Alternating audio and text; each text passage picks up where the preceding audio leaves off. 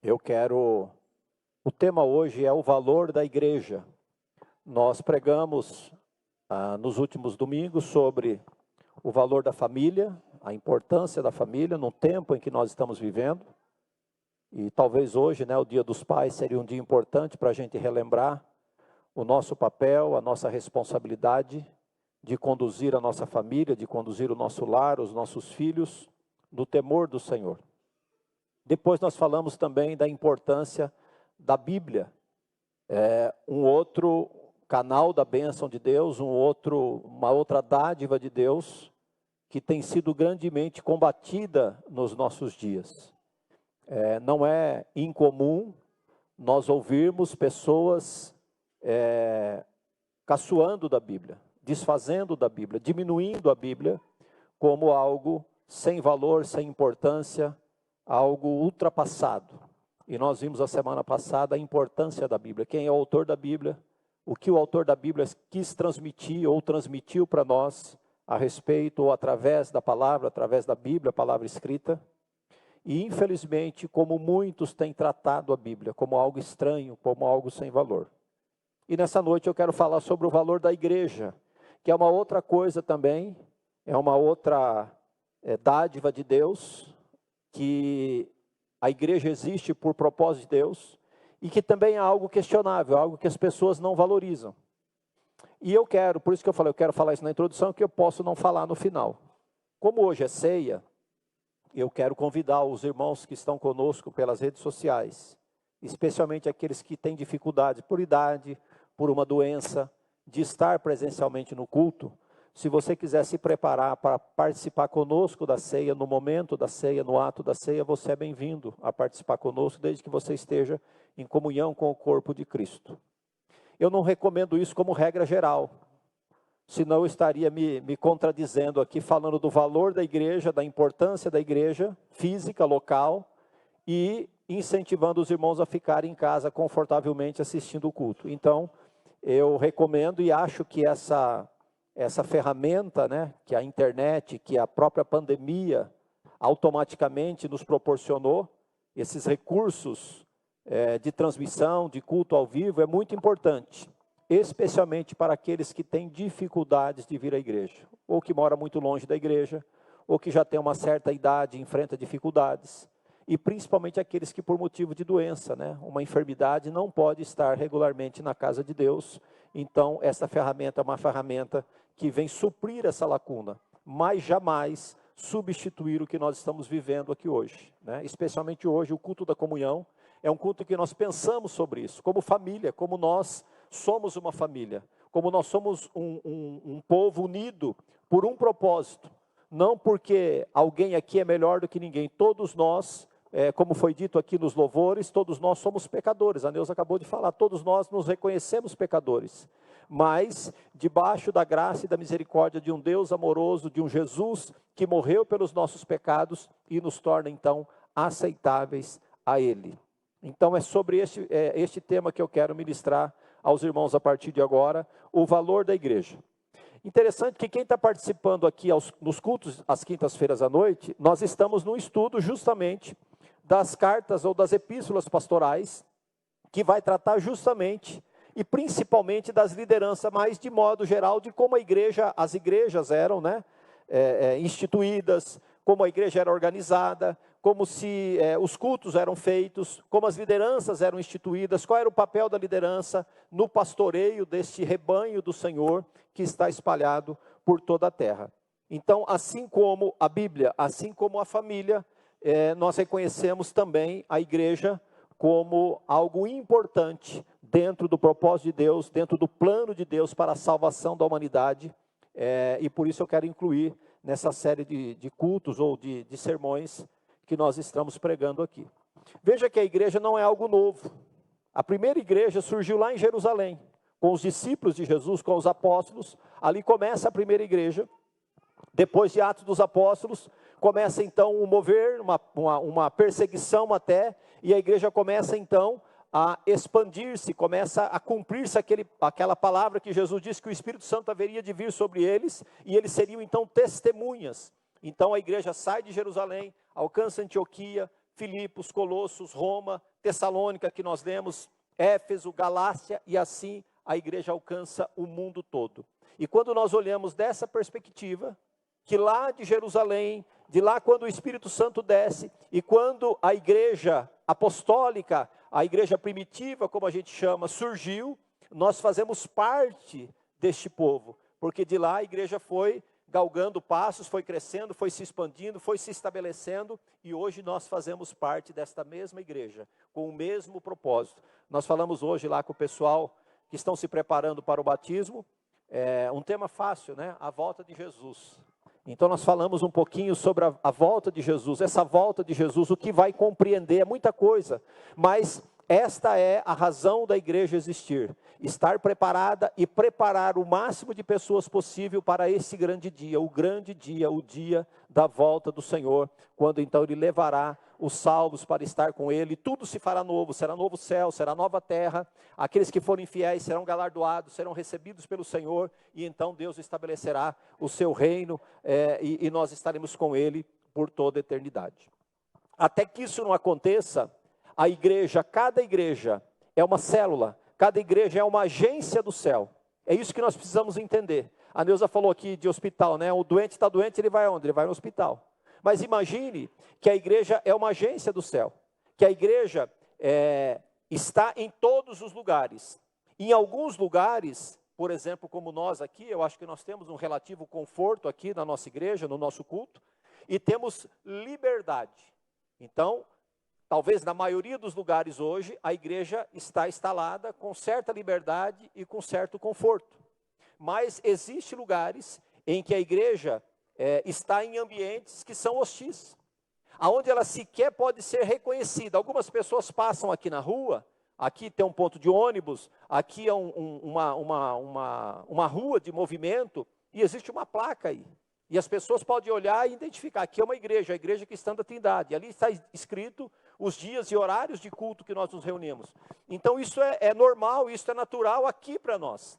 Mas imagine que existem lugares onde os cristãos, onde a igreja de Cristo não pode ser institucionalizada, ou não pode ser reconhecida e identificada. Olha, ali é uma igreja de crentes, porque ela está instalada no local onde a palavra de Deus não é bem-vinda, onde o evangelho não é bem-vindo, onde Jesus Cristo é hostilizado, mas ainda assim a igreja do Senhor está lá, porque o Senhor plantou a sua igreja, a igreja faz parte do plano de Deus, e a igreja está viva, e a igreja está operante, e a igreja está se preparando, e a igreja está esperando o grande dia, o dia da volta do Senhor. E o mesmo Senhor que fundou a igreja, Ele disse, as portas do inferno não prevalecerão contra ela.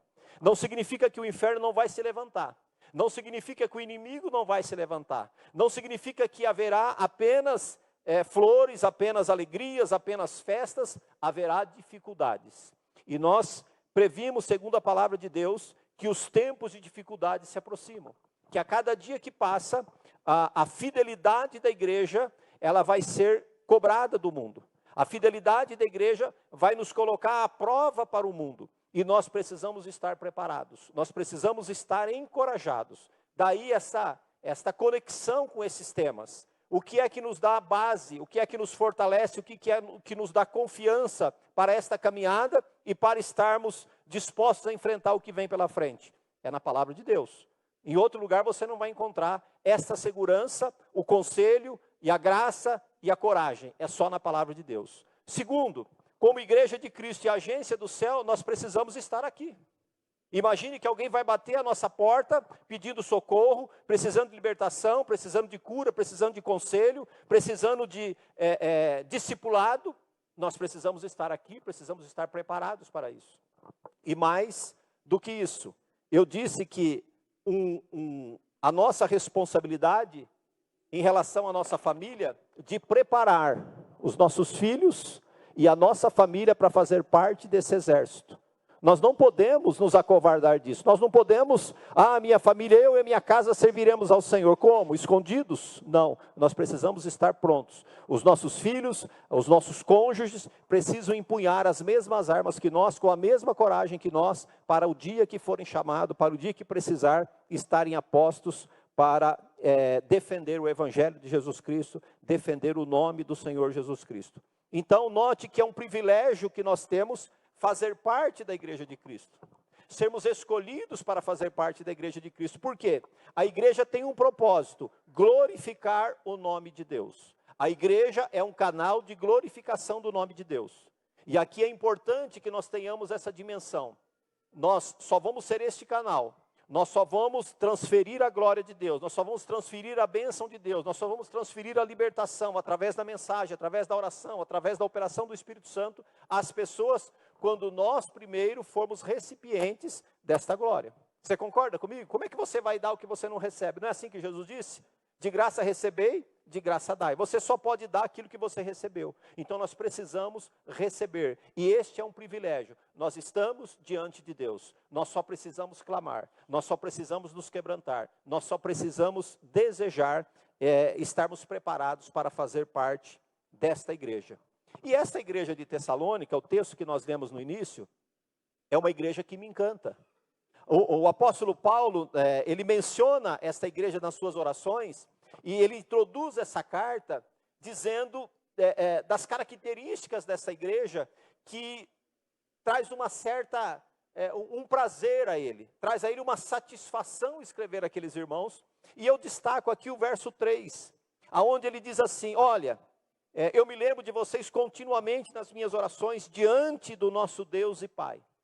Veja que a relação que Paulo tem com aquela igreja é uma relação entre a igreja, ele e a Trindade. Deus tem que estar na nossa relação. Os nossos propósitos em relação à igreja não podem ser outros, mas tem que ser a comunhão com o Pai, a comunhão com o Filho e a comunhão com o Espírito Santo. E Paulo fala disso nessa oração. Então, eu me lembro de vocês continuamente diante de Deus e Pai, e do trabalho que vocês têm demonstrado, o trabalho que resulta da fé. Olha que coisa interessante. Ele fala do esforço motivado pelo amor de vocês. Então, Paulo destaca nessa igreja uma característica importante, a fé, uma outra característica importante, o amor, e ele conclui dizendo, a perseverança proveniente da esperança em nosso Senhor Jesus Cristo. E ele então destaca aqui uma terceira característica desta igreja, que é a perseverança. Então nós podemos aqui fazer uma reflexão, se nós somos igreja de Cristo, e se Paulo estivesse escrevendo para nós, ou se o Senhor estivesse falando conosco nesta noite, será que ele encontraria essas três características na minha vida e na sua vida? Será que a ICT Cosmópolis carrega na sua jornada, no seu exemplo, na sua caminhada, fé, amor e perseverança? Isso é uma coisa para nós refletirmos. Por que Paulo fala do trabalho que resulta da fé? Porque qualquer trabalho, qualquer obra que nós façamos, que não vem da fé, que não vem da razão da esperança que nós temos em Jesus Cristo, é nulo, é inútil. Ele pode alcançar uma proporção, mas ele não vai atingir o objetivo final, não vai atingir o objetivo principal. Porque o trabalho que resulta da fé, ele produz algumas coisas indispensáveis para a igreja. Por exemplo, a fé produz santidade nas nossas vidas. A Neuza testemunhou aqui agora disso. A fé produz obediência nas nossas vidas. A fé produz compromisso nas nossas vidas. E é por isso que nós precisamos, então, trabalhar, e tudo que nós fizermos tem que ser feito por fé. Porque a fé vai edificar a nossa santidade, a fé vai fortalecer a nossa obediência, a fé vai aumentar o nosso compromisso, o nosso empenho com a obra de Deus e o nosso compromisso com o Senhor. O esforço precisa ser motivado pelo amor. Nós vemos, infelizmente, que às vezes há um esforço por conveniência, há um esforço por interesse, mas o esforço que Paulo destaca da igreja de Tessalônica é um esforço exclusivamente pelo amor. Fazemos porque amamos. Nós não fazemos porque estamos esperando alguém nos aplaudir. Nós não devemos fazer porque estamos esperando alguém reconhecer o nosso talento, a nossa capacidade, a nossa disposição. Nós estamos fazendo porque nós amamos. Amamos primeiro a Deus, amamos a igreja de Cristo e amamos os irmãos e as almas com quem nós convivemos e para quem nós trabalhamos. Então, o amor é importante. E em terceiro lugar, a perseverança. A perseverança é a única coisa que vai nos sustentar nas provações. A palavra de Deus usa uma expressão que diz, esperança paciente. Parece que é redundante, né? Esperar já é ser paciente, mas a palavra de Deus fala em esperança paciente, porque a perseverança, ela é exatamente esta graça que a Neuza falou agora, na hora da provação. A perseverança na palavra de Deus, a confiança nas promessas do Senhor, o desejo de ser provado para ser aprovado pelo Senhor, é isso que Paulo destaca nesta igreja. E aí eu quero falar com vocês um pouquinho então, será que essa igreja é uma igreja que só existia lá? Será que essa igreja de Tessalônica, ou outras igrejas que a palavra de Deus nos dá como referência, a própria igreja apostólica, né? Que era uma igreja referência para todos, será que nós podemos buscar algo diferente? Será que nós podemos desejar marcar a nossa geração como igreja de Cristo, como igreja verdadeira do Senhor? Eu confesso que eu não lembro o nome dele, mas eu ouvi essa semana um ex-satanista dando um testemunho, e ele falava que quando ele estava no satanismo, ele e mais 20 pessoas que faziam parte daquele movimento, decidiram interferir numa igreja, na cidade onde eles estavam. Ele falou, era uma igreja de mais ou menos 500 membros, 500 pessoas frequentavam aquela igreja.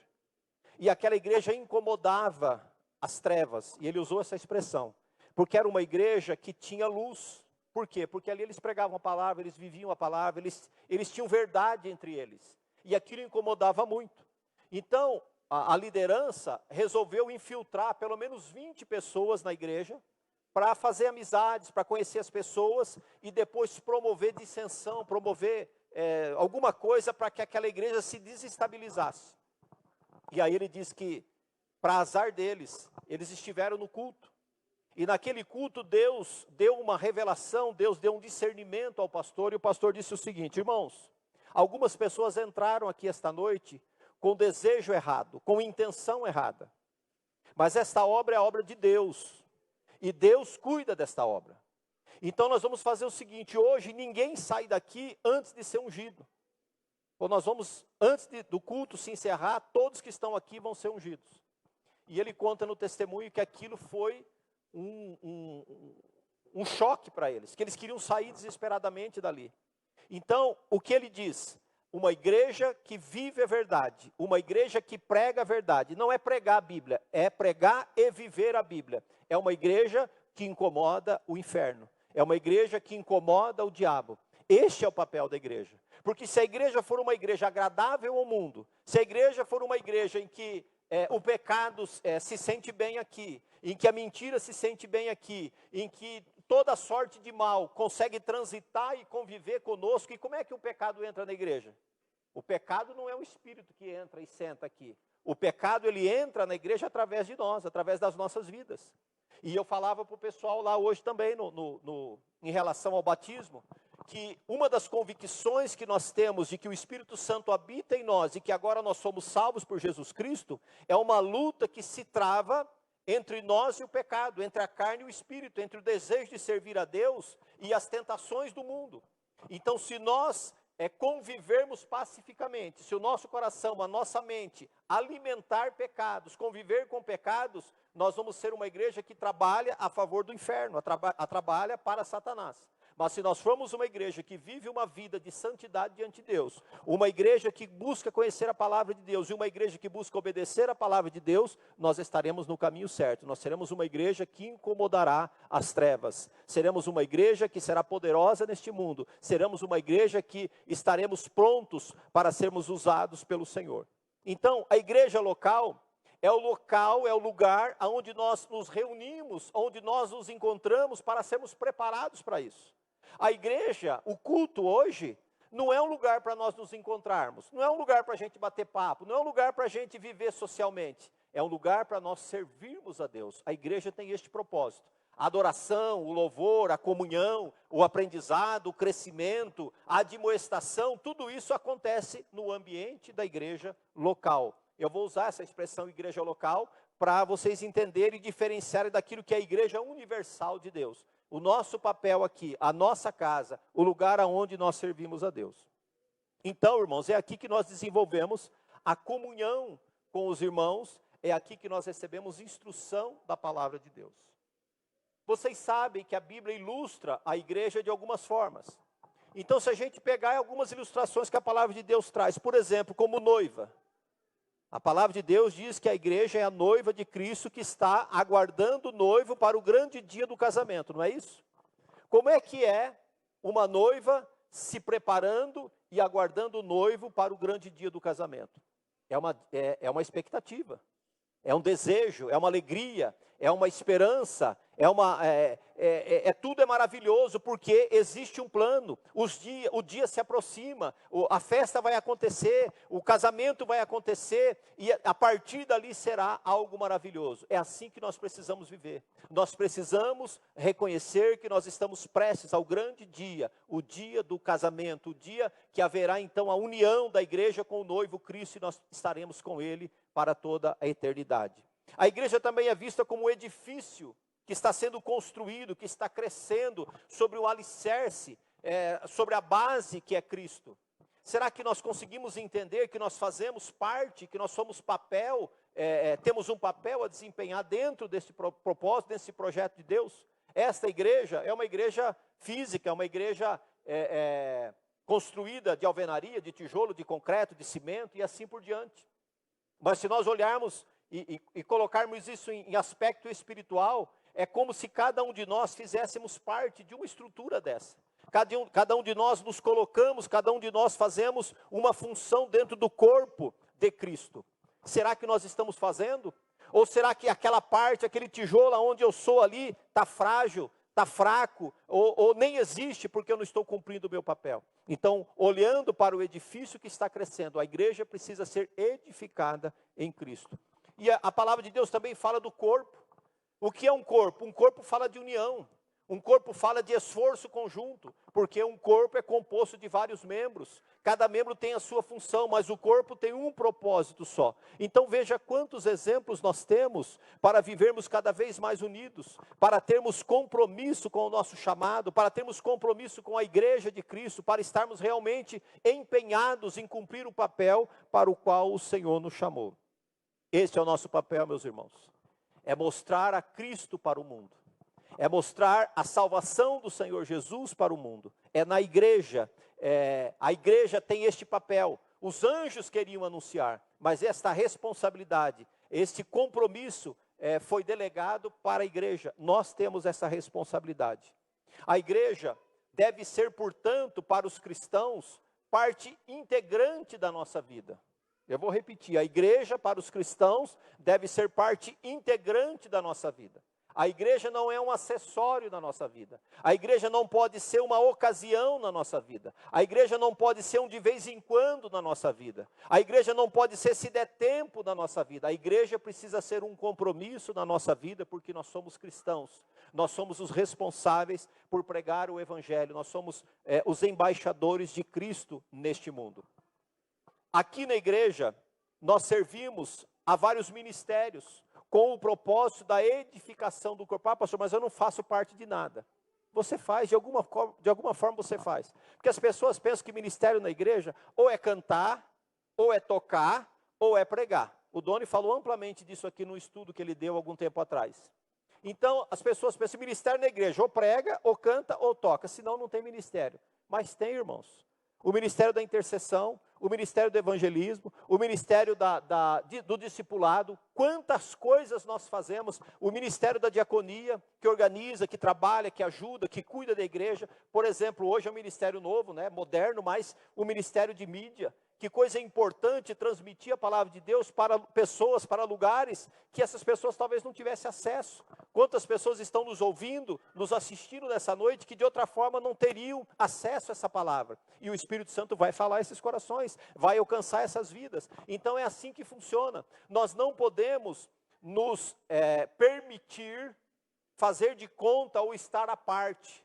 Ah, pastor, eu não estou aqui também impondo nada sobre a sua vida. Eu não estou aqui dizendo, eu estou pedindo você é obrigado. Ninguém é obrigado a fazer nada na casa de Deus.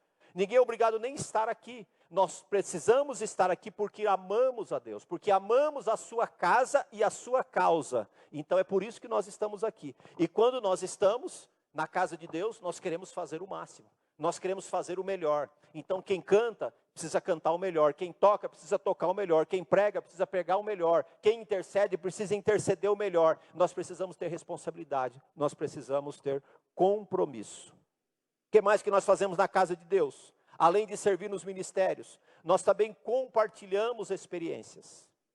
Quem ensina na casa de Deus está compartilhando a palavra de Deus. Mas quem, por exemplo, discipula, quem aconselha, está ajudando pessoas a enfrentar dificuldades, a superar dores, traumas, dificuldades na sua caminhada. É isso que nós fazemos também na casa de Deus. Por quê? Assim nós somos capacitados para testemunhar. Em último grau, qualquer cristão tem um ministério que chama-se testemunhar de Jesus. Então, se você vai falar disso através de uma música, se você vai falar disso através de pregar um sermão, se você vai falar disso através de escrever um livro, se você vai falar disso através de ministrar um curso, ou se você vai falar disso sentado, almoçando com o seu colega de trabalho, ou na van indo para a escola com o seu colega de escola, ou lá varrendo a rua com a sua vizinha, não importa. Em último grau, a nossa responsabilidade é compartilhar a verdade do Evangelho de Jesus Cristo. E nós vamos nos preparar para isso aqui na igreja, no convívio da igreja. Agora, infelizmente, o mundo principalmente, mas muitas pessoas, e infelizmente até alguns crentes agora, eles estão achando que a igreja é algo irrelevante para o nosso tempo. A igreja, ela não tem mais conexão com o mundo moderno precisa de algo diferente. O mundo moderno não se conecta mais com a igreja. Templo, reunião, oração, Bíblia, cantar, essas coisas são antigas, essas coisas não funcionam mais. Esta não é verdade, segundo a palavra de Deus. Pelo contrário, esta é uma grande mentira de Satanás, justamente para desvalorizar o papel da igreja. Porque o inimigo sabe que quando ele desencorajar, quando ele afastar as pessoas do ambiente da igreja, desse ambiente de comunhão, desse ambiente de preparação, desse ambiente de uma família, essa igreja automaticamente se enfraquecerá e não cumprirá bem o seu papel. Então eu quero falar um pouquinho do que essas pessoas que pensam assim argumentam. Primeiro, eles costumam dizer, como eu disse, né, que a organização igreja, a estrutura igreja, ela é um obstáculo, na verdade, para aquilo que elas pensam que Deus quer para elas.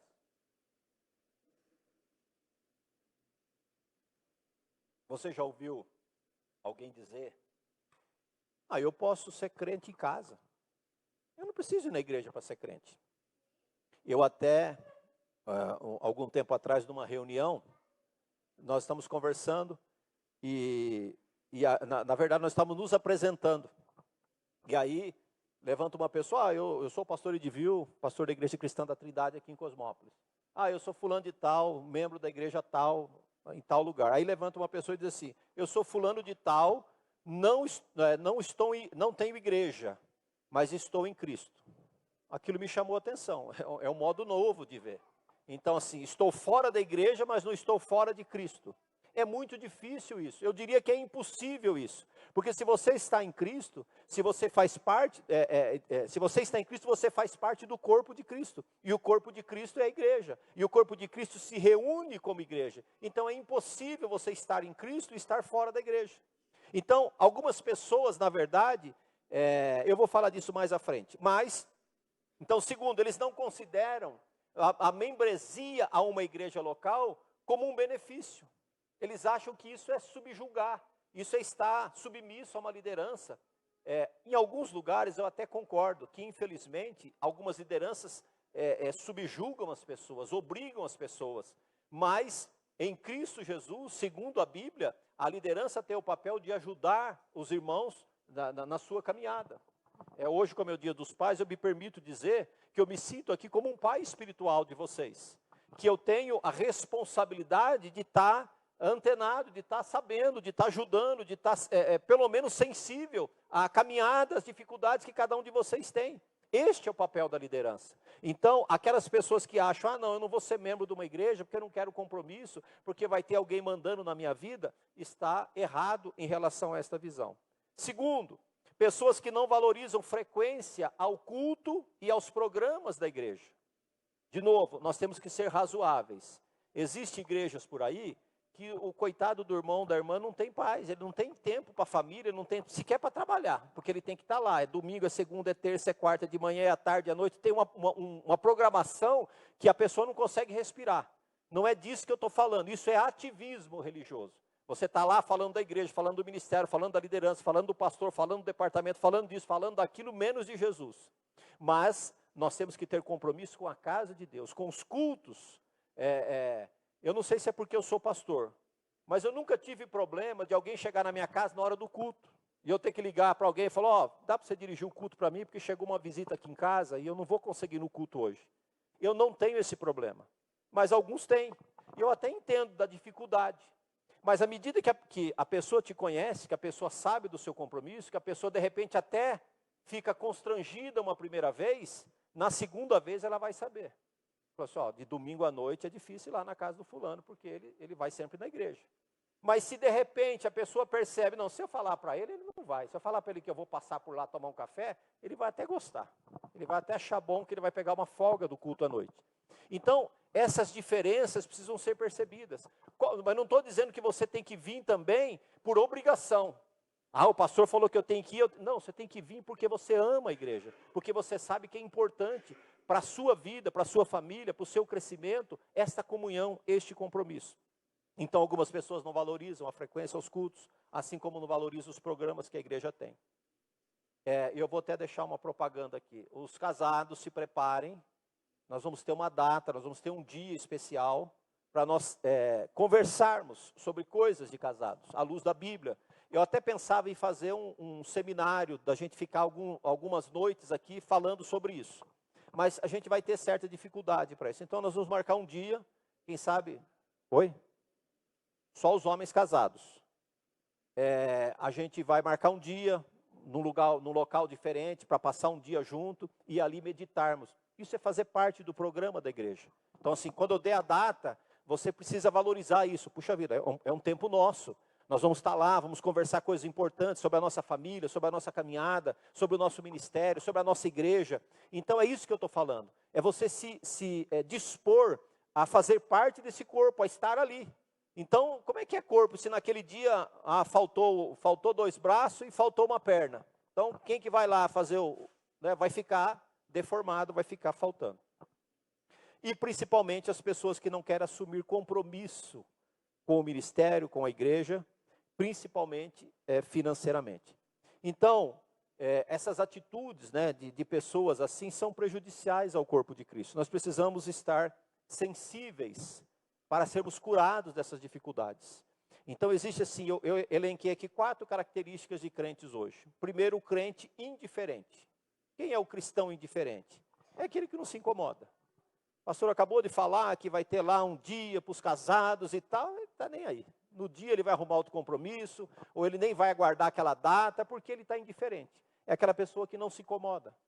Existem os ignorantes, são aqueles que não sabem. Às vezes uma doutrina, às vezes ele comete um pecado, um deslize, porque ele está desinformado.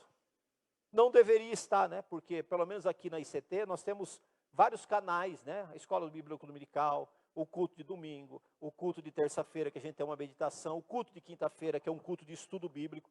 Mas vamos imaginar que ele possa ter cometido um pecado, um deslize por ignorância. Mas existem aqueles que são ignorantes por escolha. Ele não quer ir na escola bíblica, ele não quer ir no culto de ensino, ele não quer aprender, ele não quer ler. Então, ele é ignorante por escolha. Existe esse tipo de crente hoje. Existe o crente indeciso, que é aquele procrastinador, é aquele que não consegue se decidir. Talvez num culto como hoje, ele deve uma chacoalhada e tal, e ele começa a repensar. Puxa vida, eu preciso mudar, alguma coisa está errada comigo. Mas na segunda-feira à tarde, na segunda-feira, a hora que estiver passando o jogo do Palmeiras, ele já esqueceu. Ele já entrou de novo na rotina dele e vai tocar a vida. Então esses são os indecisos. Eles sabem que precisam tomar uma decisão, mas eles procrastinam, eles empurram com a barriga, eles deixam para amanhã, quem sabe depois, agora não, e assim a coisa vai. E existe talvez o pior deles, que são os independentes. Que é aqueles assim, o pastor pode falar o que ele quiser e eu faço o que eu quero.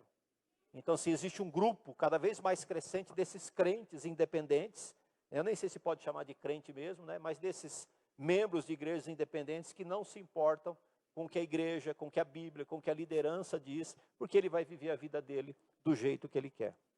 Então, na verdade, eles não querem ninguém interferindo na sua vida. Eles não querem ninguém cobrando santidade, cobrando ação, cobrando compromisso, ajudando você a reconhecer os seus erros, a sua falha. Então essas pessoas não querem realmente estarem em comunhão, porque eles não querem ser incomodados na sua maneira de viver.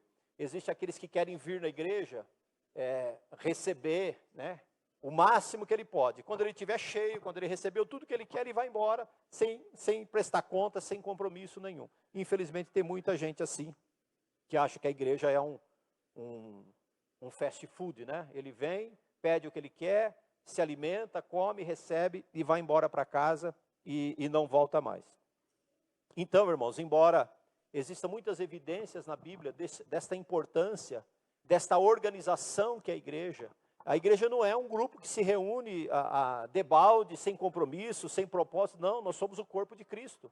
E membresia, por exemplo, é uma coisa importante da igreja, faz parte da igreja. E eu quero falar com vocês algumas coisas que a Bíblia nos ensina de uma igreja bíblica. Uma igreja bíblica tem liderança. De novo, vem aqui na quinta-feira para você aprender o quanto um líder sofre, enquanto um pastor, um responsável por um rebanho, ele precisa ser qualificado, ele precisa ser preparado, é exigido dele. Então, liderança bíblica é bíblica, liderança da igreja local é bíblico, foi Deus que instituiu. Vocês não pensem que eu estou aqui porque eu fiz uma campanha, porque eu pedi votos, porque não, Deus me colocou aqui. E eu aceitei esse chamado de bom grado e pago o preço porque Deus me chamou para esse ministério. Eu não imaginava isso. Aliás, eu já falei isso para vocês, eu não desejava. O meu sonho era ser um executivo de multinacional e quem sabe morar fora do país. Há 10, 15, 20 anos atrás era o que eu pensava. E até tive oportunidades para alçar essa carreira. Mas Deus mudou. Deus me chamou para o pastorado, Deus me chamou para essa obra e eu não posso abrir mão disso. E eu estou aqui feliz e estou fazendo e farei enquanto o Senhor me chamar para fazer isso. Então, a liderança da igreja é bíblica. Você pode encontrar isso lá na primeira carta de Paulo a Timóteo, nós não vamos ler os textos, você vai encontrar na carta a Tito, que vai falar das qualificações de um líder. Então, se existem qualificações para ser um líder, é porque o líder é exigido dentro de uma igreja. Como em Hebreus, né? Essa é advogar, Hebreus 13 vai falar que a liderança da igreja ela precisa ser respeitada. A liderança da igreja, os membros precisam se submeter à liderança da igreja. Mas uma liderança bíblica, uma submissão bíblica, como diz a palavra de Deus. Uma outra coisa que é bíblico na igreja é a disciplina.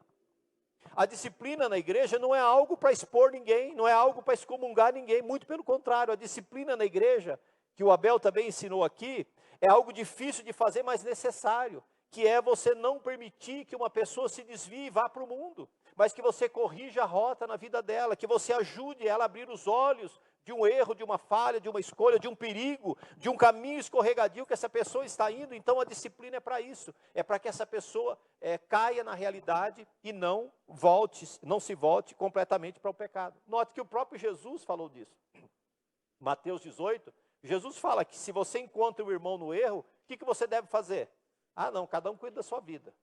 Ah não vou me meter na vida dele. Não, a Bíblia fala que você tem que ir lá e falar para ele. Se você conseguir demover ele do pecado, você ganhou seu irmão. Ah, mas e se ele disser não? Você vai, leva mais um. Então assim, não é abandona, quer vir, vem, não quer. Não, a disciplina na igreja, a disciplina bíblica, é assim que funciona. A membresia, eu já falei, é importante.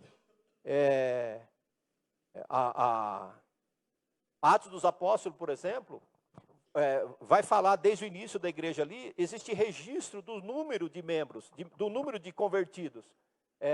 Não é uma contabilidade, tem até um nome que se usa hoje, né? Membrolatria, né? Que as igrejas ficam cuidando, quantos membros nós temos, e agora? E para esse ano nós precisamos crescer tanto, e quantos tem lá, e quantos... Não é isso. Mas saber, então, se existe um controle, é porque a igreja tinha preocupação com aqueles que eram membros. Para saber quem faziam parte da igreja, quem eram aqueles que estavam realmente no corpo de Cristo. Avançando aqui. O que significa então, para nós encerrarmos, o que significa então ser membro da igreja comprometido com a congregação local? Primeiro, alguém que esteja disposto a amar. Jesus fala disso em João capítulo 13, versos 34 e 35. Então, o amor é a marca do cristianismo. E a igreja é o melhor lugar onde nós podemos demonstrar esse amor. Tanto amando, quanto sendo amado. Então, essa é uma marca da igreja. Uma segunda marca da igreja é o encorajamento. Hebreus capítulo 10, versos 24 e 25. Estimular os irmãos às boas obras, estimular os irmãos a perseverarem, estimular os irmãos a não abandonarem a fé, mas perseverarem. Pacificar. A igreja tem esse papel, você vai encontrar em Romanos 14, 19, Tiago 3, 18. Isso nos descreve como cristãos, aqueles que trabalham na prática da propagação da paz, de levar a paz, de levar o amor. Já falamos aqui da edificação um dos outros, suportar uns aos outros, levar as cargas uns dos outros, Gálatas 6:2, apoiar a obra do ministério. A igreja não é um lugar de individuais, né? Aqui, graças a Deus, nós não temos isso, né? Mas, vai tocar o louvor número 1, né? Tem igreja que tem 3, 4, né? Grupos de louvor. Vai tocar o 2 e o 3, nem vem no culto, porque ele não vai tocar. Então, assim, qual é o meu propósito na igreja? É interessante você falar, mas a pessoa é do louvor. Aí no culto de quinta-feira nós cantamos, você só não canta no louvor. Aí você olha para o irmão do louvor, a irmã do louvor, eles não cantam. Por quê? Eu não estou falando que isso acontece aqui, mas eu estou supondo. Por que eu não canto? Se o meu ministério é o louvor, é um hino da harpa, é louvor. A irmã está cantando um hino lá, eu estou alegre, estou louvando a Deus com ela. Não, eu só canto se eu estiver no microfone, se eu for o cantor oficial da noite, se eu for o músico oficial da noite. Não é isso que Deus chama de louvor na igreja. Não é esse o papel do ministério do louvor. A mesma coisa é pregação. É o Abel que vai dar o estudo na quinta-feira, então eu não vou. Eu só vou se for a Neuza, eu só vou se for o pastor ou vice-versa. Não, se não for o dono, então eu não vou assistir a escola bíblica dominical. Não, nós estamos aqui para uns ajudar os outros, apoiar o ministério um dos outros, juntos crescermos em graça e conhecimento do Senhor. Porque Cristo é o corpo, nós somos o corpo e Cristo é o cabeça. Amém? Eu me lembrei agora que nós temos a ceia para ministrar. Então eu vou lá para o final, eu quero deixar com vocês aqui um pensamento.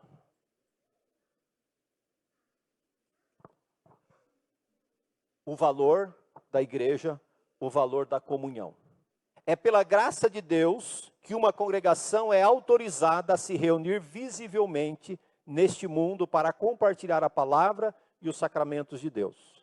Nem todos os cristãos recebem essa bênção. Os aprisionados, os doentes, os solitários, os dispersos, os pregadores do evangelho nas terras pagãs estão sozinhos. Eles sabem que a comunhão visível é uma bênção. Portanto, se você tem tido o privilégio de viver em comunhão com os outros cristãos, louve a Deus do fundo do seu coração. Agradeça a Deus de joelhos, pois é graça. Nada mais que graça sermos autorizados a viver em comunidade com irmãos cristãos servindo ao Senhor. Dietrich Bonhoeffer. Quem conhece sabe em que condição, eu acho que é o livro Comunhão, né, que ele escreveu essa vida em comunhão, que ele escreveu esse pensamento. Então, irmãos, agradeça a Deus. Se você está aqui e não tem uma igreja, procure uma igreja. Nós estamos de portas abertas para receber. Se você que nos acompanha pelas redes sociais se sente vazio e reconhece que precisa de ajuda, de apoio espiritual, busque apoio espiritual, busque ajuda numa igreja séria. A gente fala, né, que antigamente a gente falava assim, a Neuza sabe disso. Lá na capelania, a gente falava assim, procure uma igreja mais próxima da sua casa, né? E às vezes a gente comete um erro.